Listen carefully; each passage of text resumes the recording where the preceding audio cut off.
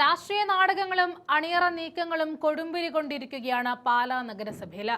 തുടർച്ചയായി മൂന്നാം ദിവസവും ക്വാറം തികയാതെ കൗൺസിൽ യോഗം മുടങ്ങിയിരിക്കുന്നു. നഗരസഭയുടെ 75 വർഷത്തെ ചരിത്രത്തിൽ ഇന്നേ വരെ ഉണ്ടാകാത്ത കടുത്ത പ്രതിസന്ധി. പ്രതിപക്ഷ നേതാക്കളൊക്കെ ക്യാമറയ്ക്ക് മുന്നിൽ വന്ന് ഇതൊരു വലിയ വിജയമാണെന്നും തങ്ങളുടെ ട്രയൽ റൺ പാസ്സായി എന്നൊക്കെ വലിയ വായിൽ വിളിച്ചു പറയുന്നുണ്ട്. പക്ഷേ അവർ മനസ്സിലാക്കാത്ത ഒരു പരമാർത്ഥമുണ്ട്. പാലാ നഗരസഭയിലെ ഈ കളിയിലെ യഥാർത്ഥ കിങ് മേക്കർ ആരാണെന്ന് ചോദിച്ചാൽ അതിന് ഒരൊറ്റ ഉത്തരമേ ഉള്ളൂ, അത് കോൺഗ്രസ് ആണ്. അതെ, പാലായിലെ UDF ഭരണം താഴെ വീഴ്ത്തണമോ അതോ അതിശക്തമായിട്ട് കെട്ടുറപ്പിച്ച് നിർത്തണമോ എന്ന് തീരുമാനിക്കുവാനുള്ള മാന്ത്രിക ചരട് പൂർണ്ണമായിട്ടും കോൺഗ്രസിന്റെ കയ്യിൽ തന്നെയാണ് ഇരിക്കുന്നത്. വരുന്ന 21-ാം തീയതിയിലാണ് നഗരസഭ അധ്യക്ഷക്കെതിരെയുള്ള അവിശ്വാസ പ്രമേയ ചർച്ച.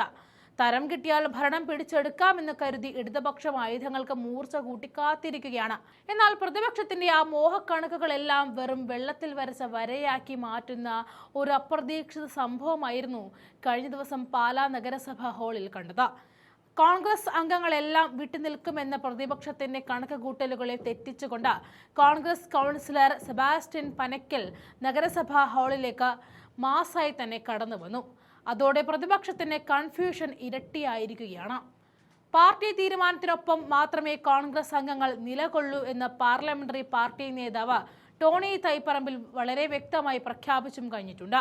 ഭരണമുന്നണിയായ UDFിലെ കോൺഗ്രസ് അംഗങ്ങളും കോൺഗ്രസ് വിമതരായിട്ട് ജയിച്ച ഉപാധ്യക്ഷ മായ രാഹുലും 12 ഇടതുപക്ഷ അംഗങ്ങളുമാണ് പ്രധാനമായിട്ടും വിട്ടുനിന്നത്. കോൺഗ്രസ് അംഗങ്ങൾ നഗരസഭാ അധ്യക്ഷക്കെതിരെ തിരിഞ്ഞതോടെയാണ് ഇടതുപക്ഷം അവിശ്വാസ പ്രമേയം അവതരിപ്പിക്കാൻ ഒരുങ്ങിയത്. അവിശ്വാസ പ്രമേയ ചർച്ചയിൽ ഭരണപക്ഷത്തെ കോൺഗ്രസ് അംഗങ്ങളും സ്വതന്ത്ര അംഗം മായ രാഹുലും സ്വീകരിക്കുന്ന നിലപാടുകൾ നിർണായകമാകും. നിലവിലുള്ള UDF അംഗങ്ങളിൽ 2 പേർ അവിശ്വാസ പ്രമേയത്തെ പിന്തുണച്ചാൽ അധ്യക്ഷയ്ക്ക് സ്ഥാനമൊഴിയേണ്ടി വരും. നഗരസഭാ അധ്യക്ഷ ഉൾപ്പെടുന്ന സ്വതന്ത്ര കൂട്ടായ്മയ്ക്കെതിരെ വിവിധ വിഷയങ്ങളിൽ നിലപാടെടുത്ത കോൺഗ്രസ് അംഗങ്ങൾ വിട്ടുനിന്നാലും അവിശ്വാസം വിജയിക്കില്ല. പക്ഷേ അധ്യക്ഷയിൽ വിശ്വാസമില്ല എന്ന് പ്രഖ്യാപിച്ച കോൺഗ്രസ് അംഗങ്ങൾ ഇടതുപക്ഷം കൊണ്ടുവന്ന അവിശ്വാസ പ്രമേയത്തെ പിന്തുണയ്ക്കാനുള്ള സാധ്യതയും കുറവാണ്. ഇടതുപക്ഷത്തിന്റെ കൂടെ പോയി വോട്ട് ചെയ്യാൻ കോൺഗ്രസിലെ ഭൂരിഭാഗം അംഗങ്ങൾക്ക് താല്പര്യമില്ല. കാരണം വികസന മുരടിപ്പിന്റെ പര്യായമായ ഇടതുപക്ഷത്തിന് അധികാരം പിടിച്ചെടുക്കാനുള്ള ഒരു ചവിട്ടുപടിയാകാൻ കോൺഗ്രസ് തയ്യാറല്ല എന്ന് തന്നെ. വരും ദിവസങ്ങളിൽ കൗൺസിലർമാർക്ക് വിപ്പ് നൽകുന്നതുൾപ്പെടെയുള്ള കൃത്യമായ നീക്കങ്ങളിലേക്കാണ് കോൺഗ്രസ് ലീഡർഷിപ്പ് കടക്കുന്നത്. പാലായിലെ ജനങ്ങൾ വോട്ട് ചെയ്ത് ജയിപ്പിച്ച UDF ഭരണത്തെ അട്ടിമറിക്കാൻ പ്രതിപക്ഷം എത്രയൊക്കെ കുതന്ത്രങ്ങൾ മെനഞ്ഞാലും അതിനെയെല്ലാം ഒറ്റക്കെട്ടായി ചെറുത്ത് തോൽപ്പിക്കാൻ കോൺഗ്രസിന് നന്നായി അറിയാം.